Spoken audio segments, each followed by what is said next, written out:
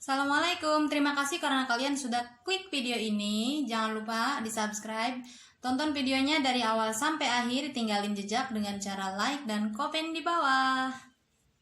Dilarang berhubungan intim ketika hamil.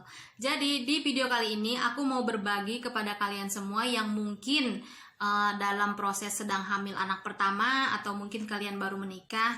Nah, aku mau berbagi kepada kalian semua tentang pengalaman pribadi yang aku alami di saat ini gitu. Nah, jadi di bulan-bulan kemarin aku memang sempat vakum, nggak upload video sama sekali ke YouTube, dan ada yang bertanya dari para subscriber, "Kak, kenapa kakak nggak upload video? Udah hampir 1 bulan gitu." Terus pertanyaan yang masuk juga banyak, nggak ada jawaban sama sekali. Nah, karena memang di bulan-bulan itu aku sedang mengalami ngidam, dan memang setiap kali aku hamil, di kehamilan pertama aku itu pun aku alami gitu. Jadi emang parah banget, nggak bisa masuk makanan apapun gitu. Tetapi di kehamilan kedua ini ternyata keadaannya lebih parah lagi. Kalau di kehamilan pertama aku masih bisa masuk makanan selain nasi, kayak snack, makanan atau buah-buahan, itu masih bisa masuk ya kalau di kehamilan pertama. Tetapi di kehamilan kedua ini tuh memang ekstrim banget, nggak bisa masuk sama sekali apapun gitu. Sampai pada akhirnya aku harus dirawat, sampai diinfus 2 kali, infus vitamin, infus cairan, karena memang dehidrasi. Pokoknya lemah banget gitu ya, sama sekali nggak masuk cairan, nggak masuk makanan, nggak masuk buah-buahan pun enggak gitu. Nah, itu di kehamilan 1 bulan dan 2 bulan pertama. Nah, terus di kehamilan aku yang ketiga, tiba-tiba ada kejadian yang membuat aku itu shock gitu ya. Pada saat itu aku sedang ngajar privat anak-anak, itu sedang duduk biasa aja, duduk di bangku. Ketika anak-anak pulang, aku berdiri dari bangku. Ketika berdiri itu nggak tahu kenapa tiba-tiba ada keluar pendarahan, dan itu darahnya nggak sedikit, nggak cuman flake atau cuman 1 tetes 2 tetes gitu, enggak, itu banyak banget, yang sampai pada akhirnya membuat aku tuh emang shock gitu. Oh, kenapa ini? Yang membuat aku shock karena kan posisi aku sedang hamil. Kalau mungkin tidak hamil aku akan menyangka itu haid gitu ya, tapi pada saat itu aku kan sedang hamil, jadi berpikir ini darah apa gitu. Sampai pada akhirnya aku teringat hasil USG aku yang menyatakan bahwa memang nggak ada masalah apapun gitu. Karena sebelumnya di kehamilan pertama aku, karena aku nggak tahu aku umur kandungannya berapa bulan atau berapa minggu, aku kan langsung USG ya pas dinyatakan test packnya itu positif. Dan memang dari hasil USG itu, dari 1 bulan dan 2 bulan itu aku kan USG sudah 2 kali ke bidan, dan memang itu dinyatakan nggak ada masalah apapun gitu. Jadi normal-normal aja, kayak denyut jantung bayinya bagus, terus janinnya ada gitu. Nah, pada saat itu saya sempat berpikir saya keguguran kayak gitu. Nah, terus sampai pada akhirnya saya calling suami, langsung datang ke bidan yang memang sebelumnya saya USG di situ. Ditanya sama bidan, "Ibu, ini pendarahan dari jam berapa?" Saya bilang dari jam 10. Nah, pada saat itu saya sampai ke bidan itu jam 12 siang, karena kan nunggu suami pulang dulu dari tempat kerja. Nah, terus dia nanya, "Ibu udah habis berapa pembalut?" Saya bilang ini sudah yang ketiga, karena di pendarahan waktu di rumah itu saya sudah ganti 2 pembalut, dan itu memang tembus semua darahnya. Jadi bener-bener banyak darahnya. Pada saat itu bidan angkat tangan, yang memang tempat USG pertama aku itu, aku USG 2 kali di situ. Dia angkat tangan, "Maaf Bu, kami nggak berani menangani," kayak gitu. Karena ini darahnya udah lewat gitu, udah lewat dari 2 pembalut, dan ini sudah yang ketiga pun udah mau tembus lagi kayak gitu. Sampai pada akhirnya aku nyari lagi tempat lain yang memungkinkan diterima. Seenggaknya aku saat itu sebenarnya pemikiran aku pertama, aku cuma pengen tahu keadaan janin aku gitu. Aku cuma berharap di tempat itu aku tolong dong di USG gitu. Sebenarnya apa yang terjadi sih, kok aku bisa keluar pendarahan kayak gini? Apakah janinnya masih ada atau enggak gitu. Sebenarnya itu aja sih yang pengen aku ketahuin gitu, dibanding aku mikirin pendarahannya. Nah, tapi ternyata pihak bidan menolak gitu. "Enggak, kami nggak berani menangani gitu. Ini sudah wewenangnya dokter kandungan." Sampai pada akhirnya kami pindah ke bidan yang lain. Dan di bidan yang lain pun tetap ditolak gitu. Disarankan lebih ke rumah sakit. Jadi di jam 1 siang saya kembali lagi ke rumah dan langsung berangkat ke rumah sakit umum. Dan di rumah sakit umum pun pada saat itu karena sudah siang, dokter yang spesialis kandungannya udah nggak ada, jadi udah stop gitu, stop pendaftaran. Dan memang dijadwal kan, kalau ibaratkan dokter-dokter spesialis itu kan ada jadwalnya dari jam sekian ke jam sekian, dan pada saat itu dokter spesialis kandungannya pun nggak ada. Sampai pada akhirnya saya balik lagi ke rumah, jadi sudah 3 tempat. Nah kemudian kami pindah lagi ke tempat bersalin, ke klinik bersalin yang memang katanya di situ ada dokter spesialisnya, dan ternyata di situ pun tidak menerima gitu, lebih menyarankan ke rumah sakit aja. Sedangkan kami sudah ke rumah sakit, nggak ada gitu, dokter spesialisnya udah, jadwalnya udah habis gitu. Nah terus sampai pada akhirnya di bidan keempat pun saya ditolak.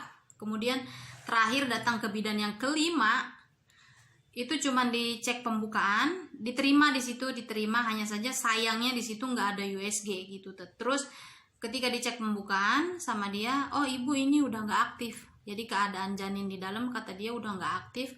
Dia masukin 2 jari segini untuk cek pembukaan ke dalam. Katanya keadaan janin aku di dalam sudah nggak aktif. Jadi pemikiran aku udah, oh iya mungkin udah nggak tertolong. Dan memang bidannya mengatakan bahwa ini udah nggak ada harapan lagi bu buat dipertahanin. Jalan satu-satunya itu cuman dikuret, kata bidannya. Karena ini dari dalam udah nggak ada aktif gerakan atau denyut apapun gitu. Kata dia waktu dimasukin untuk cek pendaraan, untuk cek pembukaan itu. Nah terus sampai pada akhirnya saya pulang gitu, pulang ke rumah.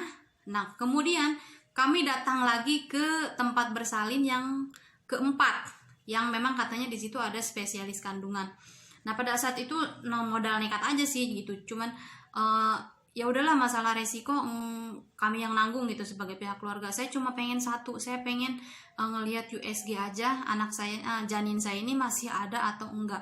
Kalaupun memang sudah ada, sudah tidak ada, atau tidak ada kehidupan gitu, harus keluar, oke gitu. Cuma saya pengen tahu aja keadaan janinnya nih baik-baik aja, atau memang dia sudah keluar atau bagaimana, kayak gitu.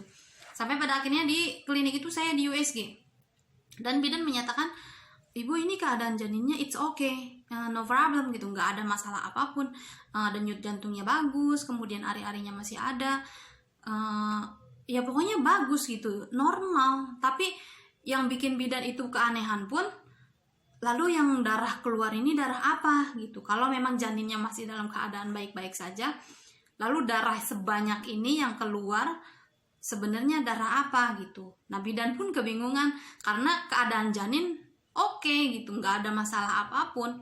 Sampai pada akhirnya bidan mengatakan, oh, bu nanti besok hari Rabu akan ada dokter spesialis kandungan di sini praktek, hanya saja adanya jam 4 sampai jam 9 malam saja gitu. Sampai pada akhirnya hari Rabu itu saya langsung, karena hari itu hari Selasa ya, besoknya saya langsung ke klinik tersebut untuk cek ke spesialis kandungannya langsung. Dan memang langsung ditangani sama spesialis kandungannya. Dan ketika di USG, itu USG pertama oleh spesialis kandungan, itu pun nggak ada ketahuan kelainan apapun. Saya cuma mengatakan saya pendarahan dok gitu dari hari kemarin, dan sampai saat ini pun masih gitu, masih mengalir darahnya.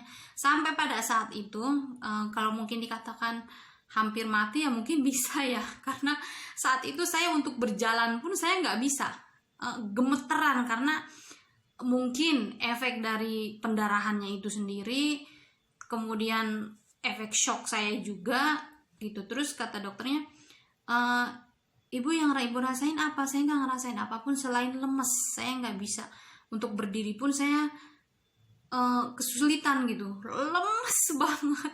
Nah terus sampai pada akhirnya sama dokter kandungannya, hasil USG-nya keluar, dia menyatakan ibu ini baik-baik saja, keadaan janinnya baik, kemudian keadaan ibunya pun ya kurang lebih tidak buruk gitulah ya. Nah terus dokter menyarankan saya untuk kontrol yang kedua. Nah di kontrol yang kedua itu hari Rabu berikutnya saya datang kembali ke sana, dan ketika dites darah atau dicek darah, ternyata tekanan darah saya sangat rendah sekali. Jadi di angka 90 per berapa gitu, nggak sampai 100, hanya 90. Tapi kata menurut suster yang tes darah saya, katanya ya untuk ibu hamil itu masih ukuran normal gitu. Ya ketika dibilang normal, saya it's okay aja kan ya, sekalipun memang keadaannya adalah saat itu saya untuk duduk pun merasa tenaga saya tuh nggak ada. sama sekali. Jadi hanya duduk biasa saja pun saya ngerasa sangat capek sekali, seolah-olah saya habis jalan jauh dari mana sampai keringat dingin, itu hanya dibawa untuk duduk saja, belum dibawa untuk berjalan. Kalau berjalan pun saat itu saya nggak kuat untuk berjalan, harus dipapah sama orang gitu ya. Sampai di pemeriksaan yang kedua, saya dikasih resep sama dokternya. Saat itu adalah jenisnya progeston dengan dosis 200 mg dengan tranexamic. Kenapa saya diberi obat itu? Karena pada saat itu memang diagnosa dari dokter adalah ada bagian ari-ari sekitar 5% itu yang terlepas dari dinding rahim. Maka dari itu saya membutuhkan obat tersebut kayak gitu. Nah, tetapi di minggu berikutnya saya pun kontrol kembali di sana, dan di USG berikutnya, yaitu tepatnya di USG yang ketiga, di situ dokter menyatakan dengan pasti atau bisa memastikan diagnosanya bahwa yang saya alami itu bukan hanya terlepasnya ari-ari dari dinding rahim sebesar 5%, tetapi saya ada kelainan dari plasentanya.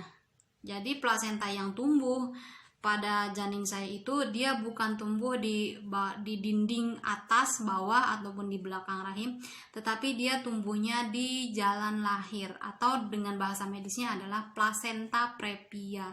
Nah, kemudian kata dokternya di USG yang ketiga itu langsung memvonis bahwa ibu ini tidak bisa melakukan kelahiran secara normal, tetapi harus dengan upaya sesar, karena ini sudah bisa dipastikan bahwa placenta previa atau plasenta menutupi jalan lahir. Tetapi itu pun memang baru diagnosa sementara kata dokternya, karena bisa jadi plasentanya itu akan berimigrasi ke atas gitu, dan memang itu memang yang saya harapkan kayak gitu. Tetapi ada yang membuat saya penasaran, dok, sebenarnya kalau kita mengalami ini apa aja sih yang nggak boleh kita lakuin? Saya bertanya seperti itu ke dokternya, dan memang dokternya langsung mengatakan bahwa ibu di kebanyakan kasus, pertama kasus ibu adalah ada terlepasnya ari-ari dari dinding rahim gitu sebanyak 5%. Nah, itu bisa diakibatkan karena hubungan suami istri atau hubungan intim.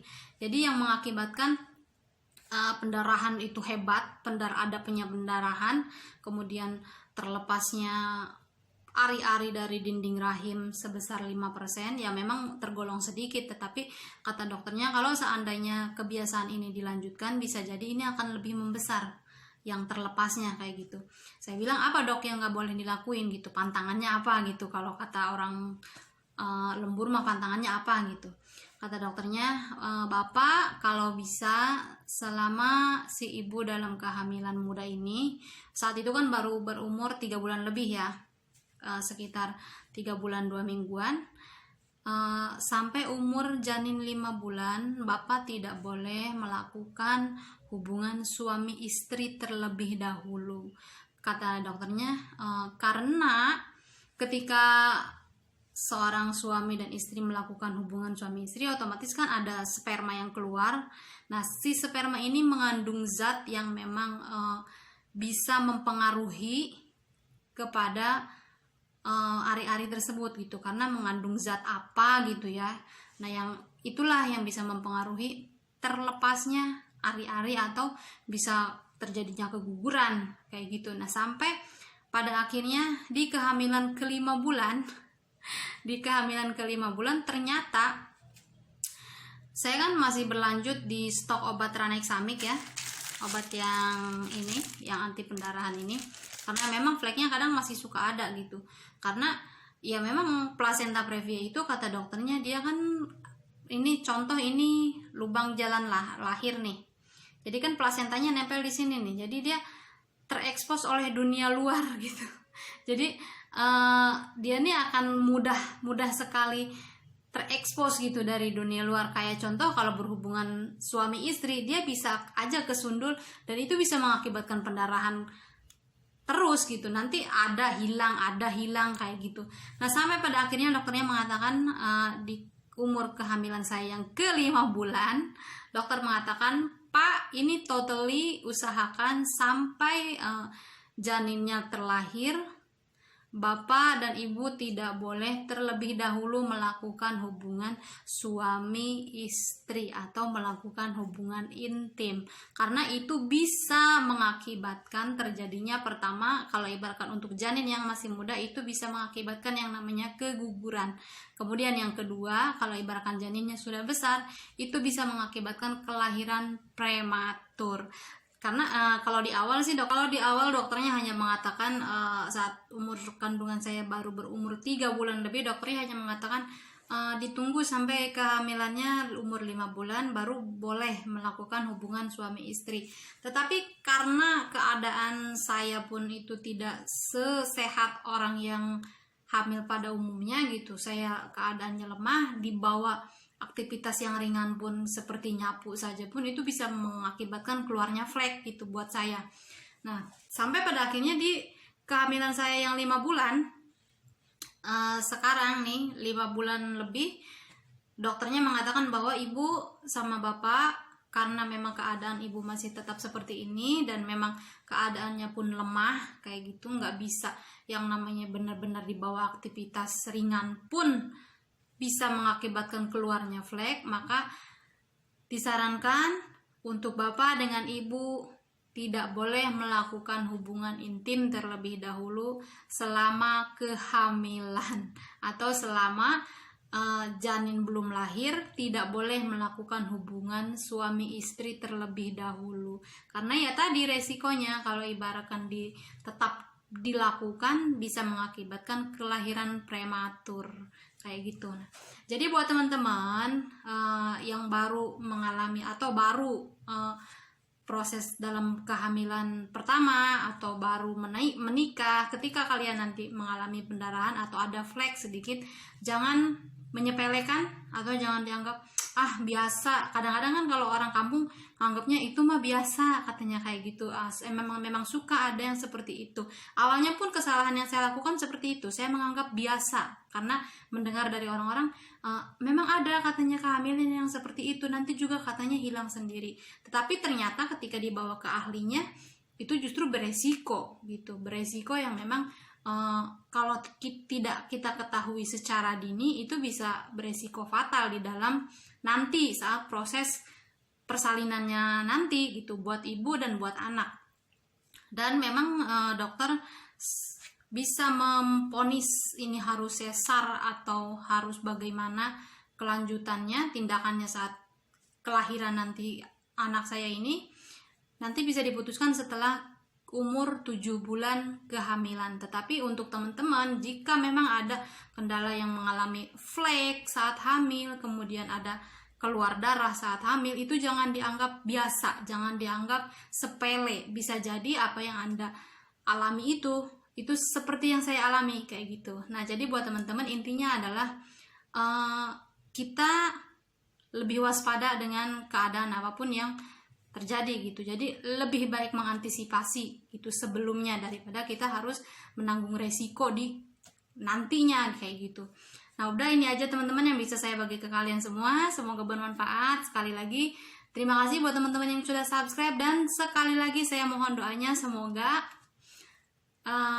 memang apa yang saya harapkan, saya ingin melakukan kelahiran secara normal itu bisa terrealisasi. Tapi ya kelahiran dengan proses apapun, normal entah sesar, pada intinya adalah tetap diselamatkan keduanya ya, antara ibu dan anak. Terima kasih teman-teman. Wassalamualaikum.